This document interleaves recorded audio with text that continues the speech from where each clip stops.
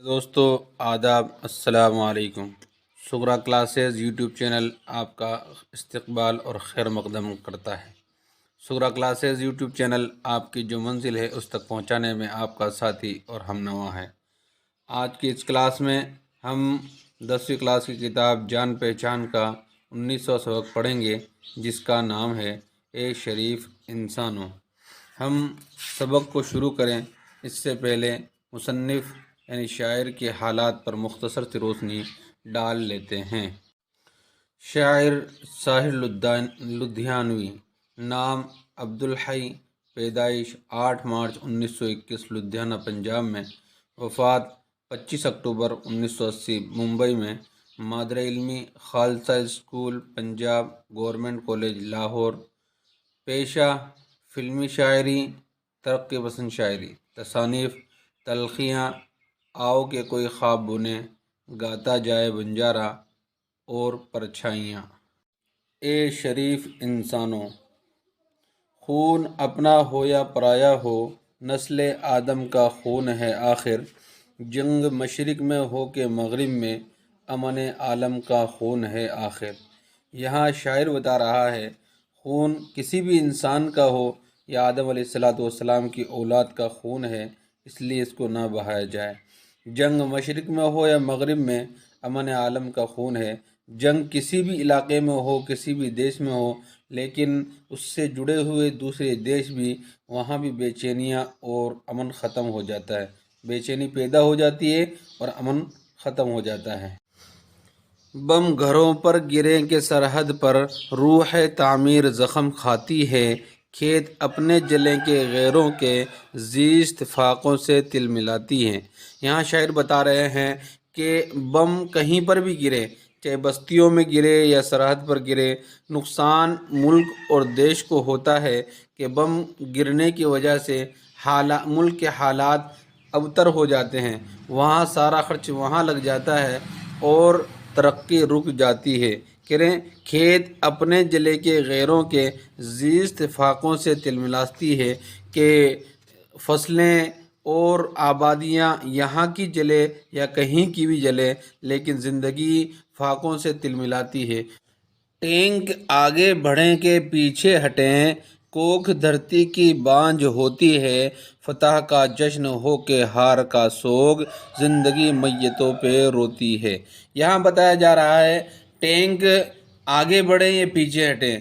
کہنے کا مطلب اگر آپ جیت رہے ہو تو آگے بڑھیں گے اور ہار رہے ہیں تو پیچھے ہٹیں گے، دونوں ہی صورت میں گولہ اور بمباری ہم ایک طرف سے یا دوسری طرف سے جاری رہے گی، اور جب گولہ باری اور بمباری جاری رہے گی جس کے کارن جو اپجاؤ زمینیں ہیں وہ بنجر ہو جائے گی، اور بنجر جیسے ہی ہوگی تو دھرتی کی جو کوکھ ہے وہ کچھ اگانا بند کر دے گی، جس کی وجہ سے کہہ رہے ہیں کوکھ دھرتی کی بانجھ ہوتی ہے۔ آگے کہہ رہے ہیں فتح کا جشن ہو یا ہار کا سوگ، دونوں میں سے کچھ بھی ہو، زندگی میتوں پہ روتی ہے۔ کسی بھی صورت میں دونوں ہی طرف سے لوگ اپنی جانیں گنواتے ہیں، جس کی وجہ سے زندگی میتوں پہ روتی ہی رہتی ہے۔ جنگ تو خود ہی ایک مسئلہ ہے، جنگ کیا مسئلوں کا حل دے گی، آگ اور خون آج بخشے گی، بھوک اور احتیاج کل دے گی۔ بتایا جا رہا ہے کہ جنگ کی وجہ سے مسئلے بڑھتے ہیں، کم نہیں ہوتے ہیں۔ یہ آپ کہو کہ جنگ کی وجہ سے مسئلہ حل ہو جائے گا، ایسا نہیں ہوتا ہے۔ اسی طرح آگے بتا رہے ہیں آگ اور خون آج بخشے گی، آج گولے اور بارود برسائے جا رہے ہیں، تو آگ اور خون برسائے جا رہے ہیں، تو اس کی وجہ سے اس کا نتیجہ کیا ہوگا، وہ بھوک اور بھوک مری ہوگی یا ضرورتیں بڑھ جائے گی، تو بھوک اور احتیاج کل دے گی۔ جیسے ہی کمانے والے یا کام کرنے والے ختم ہو جائیں گے تو بھوک اور احتیاج بڑھ جائے گی، یا اسی طرح بمباری یا بارود کی وجہ سے جو ہماری آرتھک استھتی خراب ہو جائے گی، جس کی وجہ سے بھوک مری پیدا ہو جائے گی۔ اس لیے اے شریف انسانوں، جنگ ٹلتی رہے تو بہتر ہے، آپ اور ہم سبھی کے آنگن میں شمع جلتی رہے تو بہتر ہے۔ اسی وجہ سے شاعر کہتے ہیں، اے نیک دل انسانوں، جنگ ٹل جائے تو بہتر ہے، جھگڑا نہ ہو تو بہتر ہے۔ اس کی وجہ سے ہمارے اور آپ سب کے آنگن میں شمع جلتی رہے گی، ہمارا چشم و چراغ زندہ رہے گا، اور اگر وہاں جنگ چھڑ جائے گی تو کسی کی بیوی بیوہ ہو جائے گی، کسی کے بچے یتیم ہو جائیں گے، بوڑھے ماں باپ بے سہارا ہو جائیں گے، تو وہ بے سہارا، یتیم اور بیوہ نہ ہو، اس کے لیے چاہیے کہ ہم جنگوں کو ٹالتے رہیں اور اپنے آنگن میں شمع جلاتے رہیں۔ جنگ کی وجہ سے نقصان ہی نقصان ہے، کوئی فائدہ نہیں ہے، اور جنگ ہونے سے بھوک مری پیدا ہو جائے گی، آرتھک استھتی خراب ہو جائے گی۔ اس وجہ سے چاہیے کہ ہم جنگ اور جدال نہ کریں اور جھگڑے پیدا نہ کریں۔